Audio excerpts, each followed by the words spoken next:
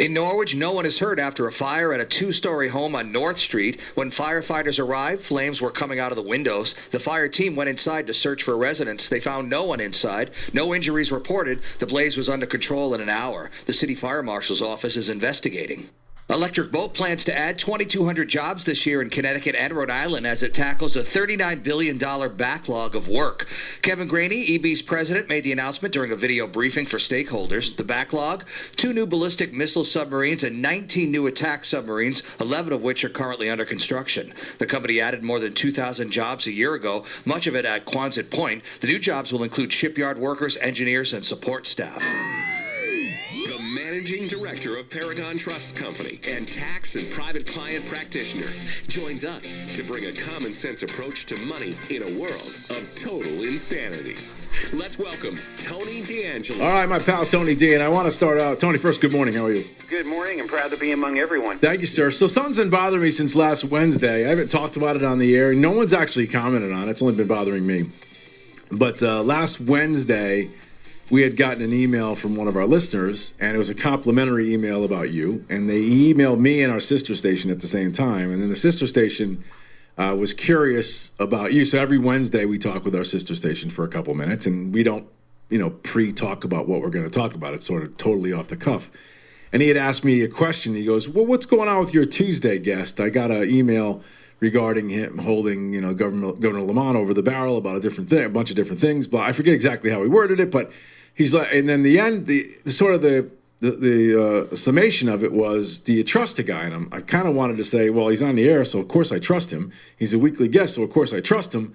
But I don't think I answered it as glowingly and as positively as I should have. So if that's the case and anybody out there thought that, and I want to apologize, because I don't know if there's anybody who comes on the air with me every single week who does more diligent research than Tony D. So I want to just tell you that. And on top of that, they had asked me, where you get most of your information from. And I know you get it basically from common places because you said it's easy to find, but I didn't have exact sources. So I didn't know if you wanted to comment on that. Well, those are kind thoughts, Lee Elci, and you certainly don't owe me anything. But the information, and this is the aggravating thing to me, and this is not an aggravation to me, but so much of what takes place here in quote unquote how the mousetrap is driven, I mean, it's obvious. I mean, it's how long does it take me to go to the Oak HTFC website and pluck down some startup equities that I can run a couple of combinations on and find how they're getting into state finances? How hard was it to pull a contract for Boston Consulting Group and find out about the identities? It's just it's there, and I think where I say aggravation, the aggravating thing is, we have news sources, we have journalists, we have political figures, and I mean, honestly, I say, guys, like, what game are you watching? And nobody really ever seems to jump on it to the point where the question is answered. Now, am I perfect? I wish I was.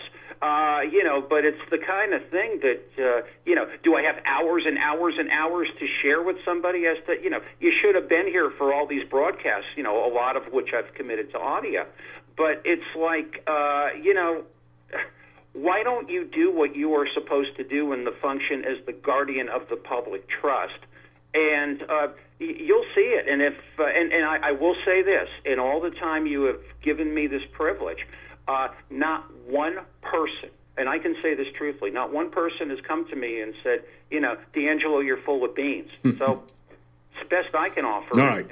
Well, I appreciate that. I just wanted to let you know and let everybody else out there know, as somebody who's loyal to me and the show, and just in general, a friend of mine is. I want to make sure that they know that I'm loyal to them. So I just wanted to make sure. I just didn't feel like I said or answered those questions correctly or right last week. I thought you did okay. What did Groucho Marx say? You'd never join a club that would admit him as a member. That's a good point. That's a good point. All right, I got one quick question before we get into GameStop. Sure. Because someone threw out cryptocurrency to me, and we can do the whole thing on it another time if you want, but is this something people should think about investing in, or is it dangerous? I will say this. It it is a high-risk activity, and it is backed by the full faith and credit of the Internet. From here, the choices you make are your own. All right, because there's a million of these things now. Oh yeah, and yesterday was silver, and we're back to the Jimmy Carter era in so many ways. All right. Listen, you promised this past week you'd look into GameStop, so tell us about that. Yeah, a couple of the kids and you had asked me, and I figured we'd give the Politburo and the guilty white people a break this week. But it's. I want to explain the mechanics of a short sale because many people have been on and various things trying to explain what it is. It is a sale of borrowed securities. Now, in order to set up a securities account with a brokerage firm, there's a whole lot of rules you got to go through. There's a whole lot of background you got to go through. Ever since 9/11, it's the know your customer rules. It's the kind of thing that not anybody before the age of Robinhood could come in and just open up a securities account. So Joe borrows. Once he goes through all the vetting, he borrows 100 shares of X and sells them. When he does this, he is creating an obligation to the brokerage company. Now, his hope is that the 100 shares of X, which say are trading at $50, fall below $50, so he can go into the open market and buy shares at a lesser price, close his short sale, and pocket the difference. Now, that's kind of a difficult concept, at least it was for me, way back in college. The finance professors would explain this, and one day I was nodding my head, yes, I understand. I walked out of the classroom. I said, I don't understand any of this. I just have to be honest. So I walked to my professor at Sacred Heart, and I said, could you please explain this to me?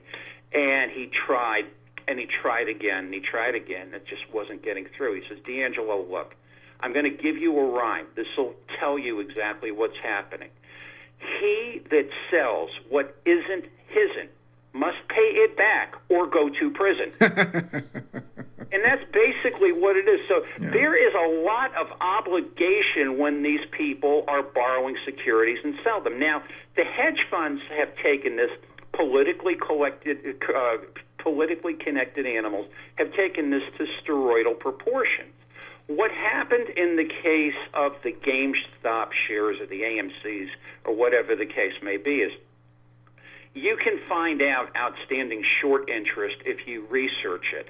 And, people like Charles Payne on Fox, were like, hey, 140% of all the shares outstanding are being shorted. What do you say, kids, if we go and we start buying this stuff up and making it hard to get? It will drive up the price, and it will squeeze the funds to the point where, they're going to either have to get new billions of dollars or where they can't operate. And there is class warfare here, and you have people who have stimulus checks and whatever the case may be. They're not working. They have active minds. The political system doesn't like that, and because they can't be led, in many cases. And they're like, this is how they're exercising their intellectual capacity with money in a lot of cases, which they got from the government. And when this was just kind of rolling along, actually, until I would say, was it Thursday or Friday, when there were halts in the trading. And, the head of NASDAQ, who's a lady, I forget her name, she came out and said, we're going to take a look at this, and whatever the case may be. And the sheriff of Nottingham came out after Robinhood. But there's a couple of reasons for the halts in the trading, and everybody's like, we'll send these guys to jail. This is terrible. Dave Portnoy, Barstool Sports is screaming about it. Is there some quote-unquote reverse foul play in this? Possibly. But really what it comes down to is that this Robinhood app is really kind of a newbie. If it's the Bank of America trading, if it's, Wells Fargo, if it's, JPM Chase, they're not held to the same upfront capital requirements that, an upstart app would be. So it's in their contract, and that they could halt trading, but they really didn't have the money to go in and make that next purchase. This is, quote unquote, one explanation that seems plausible. There's another one which kind of ventures off into the area of conspiracy as to why these shares were halted. One of the hedge groups was Melvin Capital and started to get into a squeeze. So there's another hedge fund called Citadel, which came in and started to buy out Melvin Capital. There is a person working for Citadel. His name is Jeff Psaki. It's same spelling as the White House press secretary. Jen, I'll circle back to you, Psaki, P-S-A-K-I. And all the stuff came out as, this is her brother, and she walked in and she stopped the thing and whatever. And I will say, and you talk about Ned Lamont and where do you get your information? There is no conclusive proof that these people are related. I will say, however, that if you hold up their two pictures, they look an awfully lot alike, from the nose to the mouth to the eyes. And there's not that many Sakis in the United States. It's sort of a, how could I put it? It's sort of a unusual name. The other thing is the new Secretary of the Treasury, Janet Yellen, who was the former head of the Federal Reserve. She received $800,000 in a speaking gig to Citadel. So it's kind of like, there's nothing to see here, folks. Well, certainly nothing that we really can't see. One thing about Jeff Psaki, his LinkedIn profile just mysteriously disappeared, but there's nothing to see. But I can't conclusively say that this is a funny game or not. But a lot of this kind of looks odd to me. Right. What I want to go back just to the mechanics of short buying. It seems like that's incredibly risky, right? Horribly risky. Why? I mean, these guys are smart guys. Why? I get it, but I mean, man, you're they flood the market, and it's just that they really thought they owned the world. Would be out like that, there are other people, who probably would be out like working in some moderate job or are now looking at it. Yeah, they're smart, but are they necessarily smarter than the Robin Hood, the Wall Street bets, the Reddits? It's really, intellectually kind of an even match. Right. So what happens to a stock like this, the GameStop? Eventually, it's got to come back down, right? I mean, it's not worth that. There's two things about that. Of course, all the political figures are all up in arms. We've taken Inspector Renaud out from Casablanca, and I'm shocked this is going on. I mean, what they're really seeing is they're seeing their donation money dry up, and that's the only thing that they're. And it comes from the Ted Cruz's on one side to the AOCs and the Warrens on the other. But basically, it will end. It will not end well. If you've ever seen, and then the problem is when you have people with money who have never had money, it's normally something good does not come out of it. You ever seen the movie The FBI with Jimmy Stewart? One of his first assignments as an agent is the murders of Indians in Oklahoma. Because there's oil on their land, and they're doing things like, gold piping in the bathrooms and, diamond handles in the sink and things. They didn't know what to do with the money.